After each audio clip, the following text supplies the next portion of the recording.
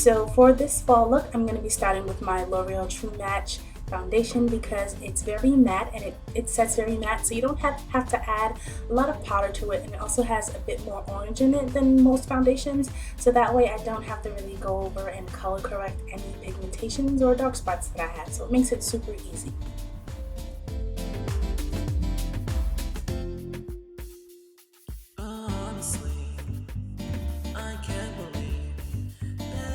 Once I've gone in and blended everything, I'm going to take my Nars Radiant Creamy Concealer just to highlight all the high points of my face, under the eyes, you know, everywhere I usually highlight. But I'm going to be using this one specifically because I'm going to be going in with a dark lip, and it's very important to keep your face very highlighted when you're wearing a dark lip, just because if you don't, it tends to draw out all the darkness and all the pigmentation that you may have in the skin. So definitely when you're wearing a dark lip, go ahead with a super bright radiant concealer like this one.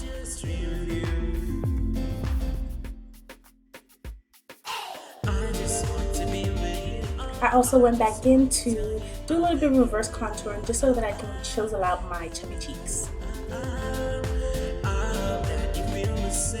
Once everything's blended and starts to set in, I'm going to be using a highlighting powder from the Hourglass trio, and this one's called Dim. And I'm using that one because it's so brown girl friendly. It doesn't come off as sparkly at all, and it just makes the face pop even more. And if you have really oily skin like me, you can just mix it with a setting powder. But I also went back in to add the mineralized skin finish just to blend everything together, just so it's not overly powdery and overly matte. So because that's what tends to happen when you put on a lot of different powders and a lot of different liquid products that set really matte. Next, I'm going in and lining my lips with NightMoth by MAC, and I'm going in really heavy, and then I'm going to fill that in.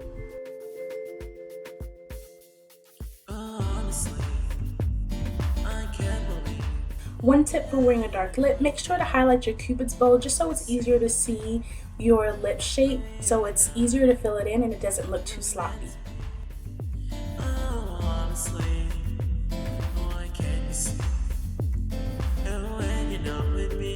Once I filled everything in, I'm going in with my Maybelline Elixr. It's one of my favorite lip glosses for the fall time. I've even worn it in the summer sometimes. And then I'm going to go over that lip liner. And putting the lip liner first is really going to help the color just stay all day. I've even had like coffee and teas with this lipstick on, and the gloss may come off a little bit, but it still stays pretty good. Then I went in with my CoverGirl Queen Collection bronzer just to warm up the face a little bit. I didn't want to get everything too warm since I'm going to be wearing such a dark lip and I don't want to look too dark, but I still wanted to add a little bit of color on the outer perimeters of my face. And then I went in with mascara. It's the new mascara Better Than Sex that I've been using, and I absolutely love it. It's definitely replaced my Benefit mascara. That used to be my top favorite, but this one's like crazy amazing. Next, I went in and lined my eyes with a WetNWild pencil, which I love because it's super creamy. I don't even have to use a smudger with it just because it's that creamy. And I did a slight wing, but I didn't do too much. I also put a little bit of that on my lower lash line.